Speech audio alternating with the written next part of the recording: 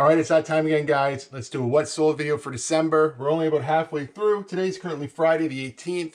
This probably won't air until Monday the 21st. But so far in this month, I've sold 40 things. So let's talk about the top 10 things that sold this month so far in December.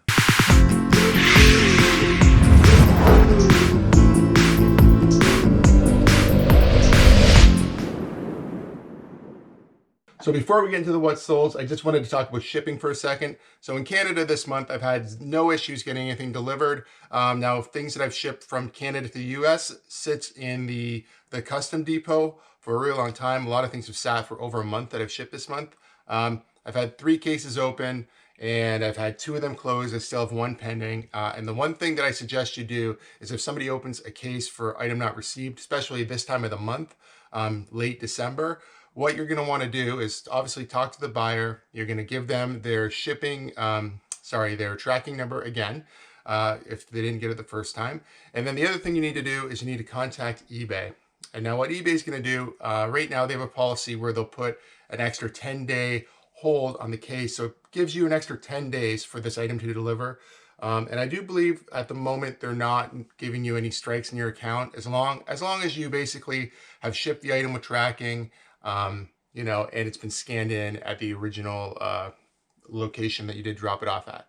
So, guys, it is that time of the year where things are moving slow. This year with COVID and the holidays and everything, it gets a little crazy, but eBay is looking out for us right now. At first, it didn't look like they were really going to do much about the situation, but they've proven to do a pretty good job. First up, we have this Sourpuss Misfits leather wallet. It is a pretty neat wallet. I picked it up for about $4 at a Goodwill. It was basically unique. I thought it looked kind of cool. I thought I really liked the Misfits, so I'm like, yeah, let's check this out. So Sourpuss is a higher end brand. Their wallets and purses sell for good money. I think wallets like this sell for about $100 new, and I sold mine for I think 24 bucks roughly. I'll throw it up on the screen just in case I'm off by a little bit. And this actually went to Japan, so I had to invoice the customer because I didn't actually in this item offer. I've offered international shipping to the US only. So because they're from Japan, I had to basically invoice them with the price of shipping. And it actually cost $60 and they didn't even blink an eye. They just paid it. So it cost them, I think about $85 all in on this thing to get it shipped out to Japan. But, hopefully they're very happy with it. We did speak before. They asked me some questions and they were really excited to buy it. And like I said, they didn't really blink at the $60 shipping charge. And that is what it costs, believe it or not. But yeah. A really cool item. This one's not really, a huge profit item. I just thought it was really cool because I like shipping stuff all around the world. All right, next up, we have a wired Xbox 360 Guitar Hero guitar.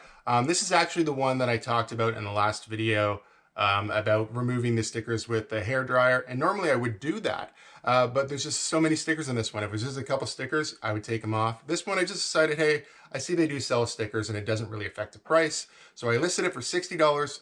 Plus shipping, and it sold within a few hours.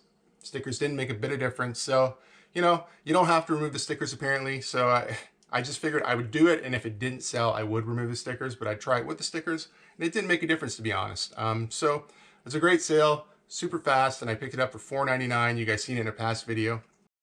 Now, one of my goals this month was to list 500 listings and I hit that yesterday. I did happen to sell a few things overnight, so I'm currently at like $4.98, but yesterday I did hit the listing. As you can see, I've been consistently selling things over the past few days and also consistently listing. So I've been keeping up with the promise that I made to myself about the business, so I'm happy with that. Let's get back into the solds. So next up, I had a really great sale. This was a textbook. It basically is how to run a backhoe and heavy equipment and stuff like that. I actually found this dumpster diving. This was basically thrown out in the trash. I kind of seen it, grabbed it, picked it up, scanned the barcode on the back, and sure enough, these things are worth about 80 bucks.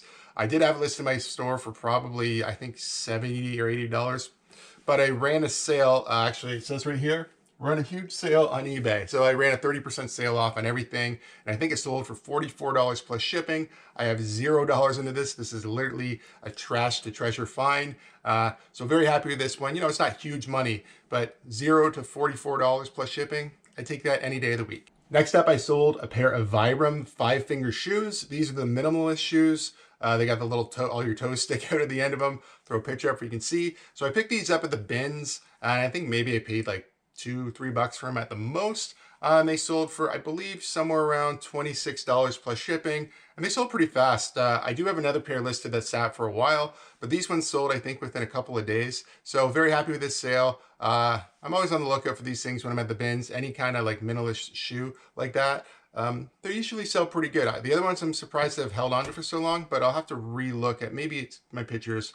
Maybe I don't have it priced right, but something to look at. If stuff isn't selling, it's a good idea to go back and take a look and see if maybe there's a reason. Like, you know, like the pictures aren't good, the pricing's not good, maybe the description's not good, maybe you don't have a very good title. There's usually a reason, unless you just have a bad item.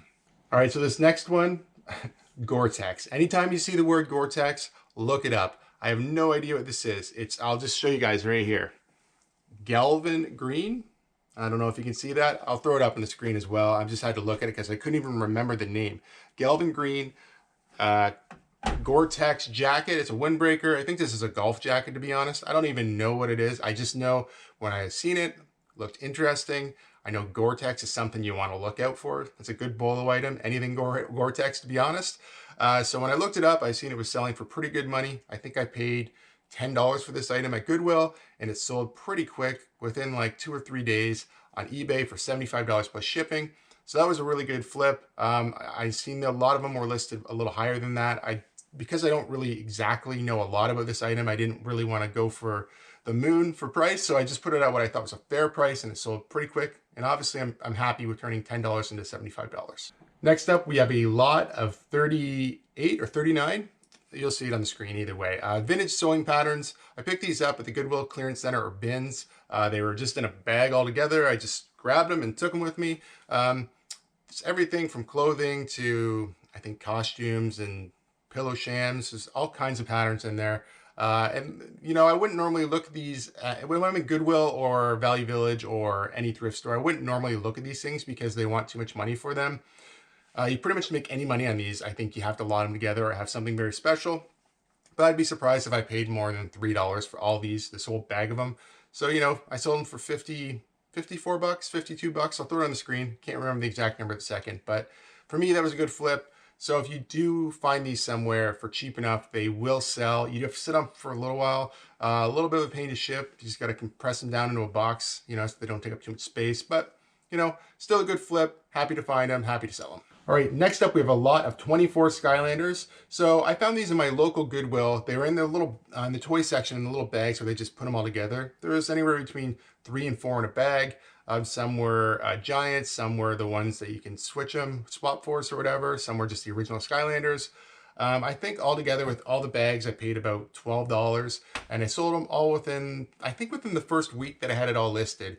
It sat for a little while, and I got concerned and thought maybe I should throw a portal with it in a game and the whole deal. But I did sell for $40 plus shipping, so that was a pretty good flip. You know, the more Skylanders you can throw together, the more you can make. If you watch my garage sale video, you see me pick up a whole big box of them. That was really cool. I made some pretty good money on that. Skylanders are definitely valuable. You just have to get them at a good price.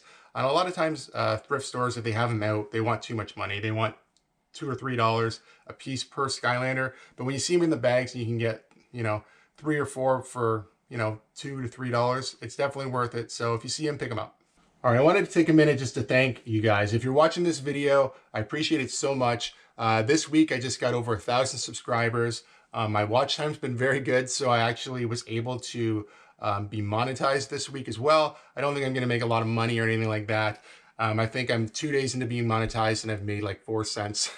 So, you know, I'm not looking to become rich making YouTube videos, but I really do appreciate you guys watching. And I'm so thankful to be over 1,000 subscribers, and hopefully I can continue to grow. Hopefully I'm helping somebody out there like you. And, you know, let's keep on going with the what's the holds. Okay, the last item I want to talk about is vintage wool blankets. This time of year, it's Christmas currently, so we're at the beginning of winter, and it's going to be cold for quite a while.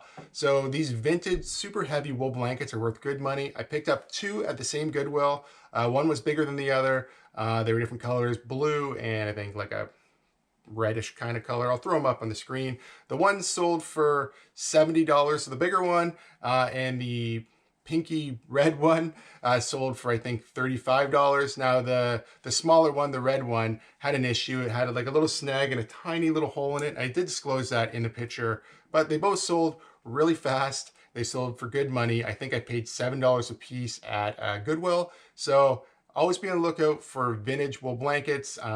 Usually they have a little patch sewn into them so you can kind of look up comps and stuff, but you'd be surprised. Vintage blankets can be worth some good money. So, you know, I wouldn't sleep on a $70 blanket. Definitely, if you see vintage blankets, look up comps before you leave the store. All right, thank you guys so much for watching. You know, Christmas is just around the corner. I hope everybody has a great holiday season. New Year's is on its way. It's crazy, right? This year's just flew by. 2020 has been a weird year for everybody. But, you know, if you like videos like this, give it a thumbs up. If you're not subscribed to the channel, please subscribe to the channel. I promise I'll do my best to give you more content just like this. Until next time, guys, take care, stay safe. We'll see you soon. Bye-bye.